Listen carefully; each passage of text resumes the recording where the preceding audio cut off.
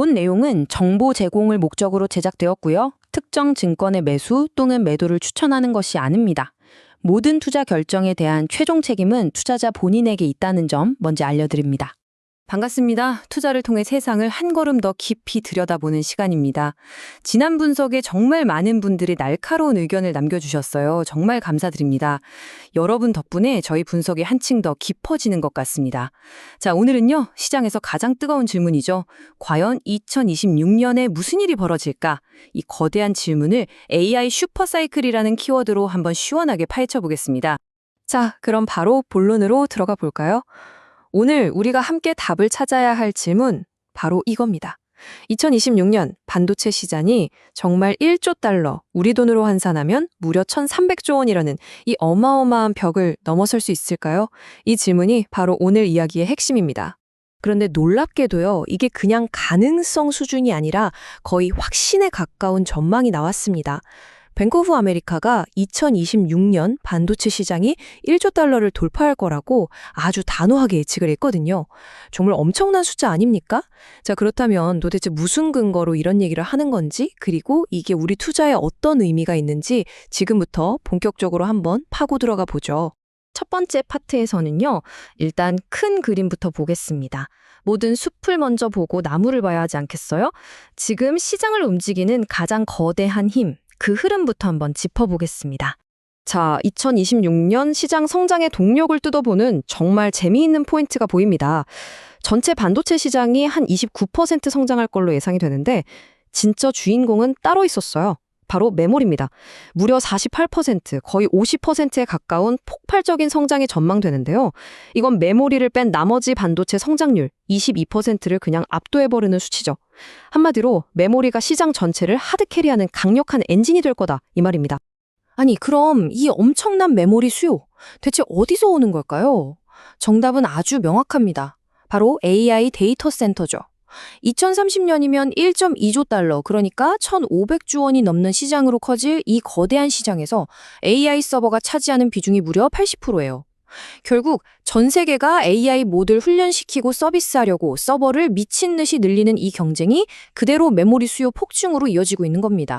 좀 더 현미경으로 들여다보면 성장의 심장이 어디서 뛰는지 아주 명확하게 보입니다. 첫째, SK하이닉스가 앞서가고 삼성이 바짝 뒤쫓는 HBM 경쟁. HBM은 AI의 두뇌로 데이터를 실어 나르는 초고속 KTX라고 생각하시면 쉽고요. 둘째, 2028년까지 무려 5배 성장이 예상되는 낸드 플래시.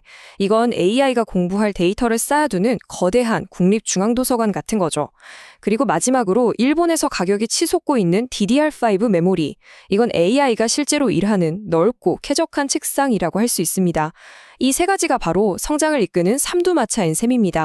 자, 그럼 이런 거대한 흐름 속에서 개별 기업들, 그러니까 우리 선수들은 어떻게 움직이고 있는지 핵심 플레이어들의 전략을 한번 뜯어보겠습니다.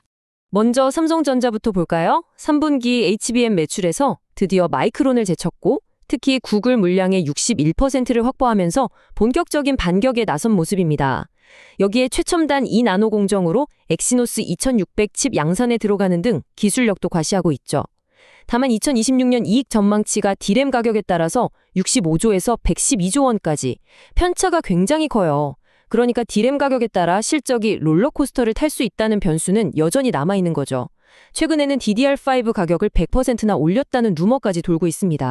여러분, 때로는 단 하나의 정책 변화가 거대한 나비 효과를 일으키기도 합니다. SK하이닉스가 바로 그 케이스인데요. 원래는 증손회사에 투자하려면 지분을 100% 다 가져야 하는 족쇄가 있었는데 이게 50%로 확 풀린 겁니다. 이게 뭘 의미하냐면요. 앞으로 반도체 생태계 전반에 걸쳐서 SK하이닉스가 훨씬 더 자유롭고 더 공격적으로 전략적인 투자를 할 수 있는 길이 열렸다는 아주 중요한 신호입니다. 근데 이 AI 슈퍼사이클이라는 게 단순히 메모리 회사들만의 축제는 절대 아닙니다. 마치 19세기 골드러시처럼 금을 캐는 사람 주변 산업이 다 같이 들썩이는 것과 같아요. 구글과 팔로알토는 100억 달러, 그러니까 13조 원짜리 AI 보안 동맹을 맺었고요. 메모리 3대장인 삼성, SK, 마이크론은 약속이나 한 듯이 설비 투자를 늘리면서 이 호황이 아주 길게 갈 거라는 데 베팅하고 있습니다. 여기에 스페이스X의 IPO 추진이나 엔비디아와 인텔의 거래 승인처럼 글로벌 빅테크들의 판자기도 정말 숨가쁘게 돌아가고 있죠. 자, AI와 반도체가 시장의 주인공인 건 분명해 보입니다. 하지만 현명한 투자자는 무대의 다른 곳에서는 또 어떤 일이 벌어지는지 절대 놓치지 않죠. 잠시 시선을 돌려서요, 우리가 주목해야 할 또 다른 기업들의 움직임도 빠르게 한번 짚어보겠습니다. 혁신의 불씨는 한 곳에서만 타오르는 게 아니거든요. 중국에서는 로보택시가 드디어 돈을 벌기 시작하는 손익분기점 문턱에 거의 다다랐고요. 일본은 무려 28조 원을 쏟아부어서 사람처럼 움직이는 피지컬 AI 개발에 뛰어들었습니다. 에너지 쪽에서는 튀르키예가 한전과 웨스팅하우스의 초대형 원전 사업을 제안했고, 한화엔진은 노르웨이 기업을 인수하면서 친환경 선박 시장의 새로운 강자로 떠오르고 있습니다. 이처럼 새로운 성장 스토리가 곳곳에서 쓰여지고 있다는 점 꼭 기억해야 합니다. 자, 지금까지 장밋빛 전망을 참 많이 이야기했죠. 그런데 여기서 가장 중요한 포인트가 나옵니다. 모든 투자자는 이 화려한 성장 스토리의 이면에 숨어있는 잠재적인 리스크도 반드시 아주 냉철하게 봐야 한다는 겁니다. 지금 우리 시장의 모습을 사진 한 장으로 딱 보여준다면 아마 이런 모습일 겁니다. 한쪽에서는 AI 반도체라는 로켓이 하늘로 맹렬하게 솟구치고 있는데, 다른 한쪽에서는 전통 산업이 깊은 침체의 늪으로 빠져들고 있어요.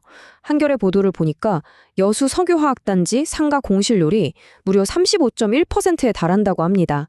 이게 바로 우리가 마주한 K자형 회복의 아주 차가운 현실인 거죠. 리스크가 산업 불황에만 있는 건 아닙니다. 때로는 규제 리스크가 더 무서울 수 있죠. 영업정지 가능성도 열어두고 있다. 쿠팡을 향한 공정거래위원장의 이 한마디는 시장에 정말 엄청난 충격을 줬습니다.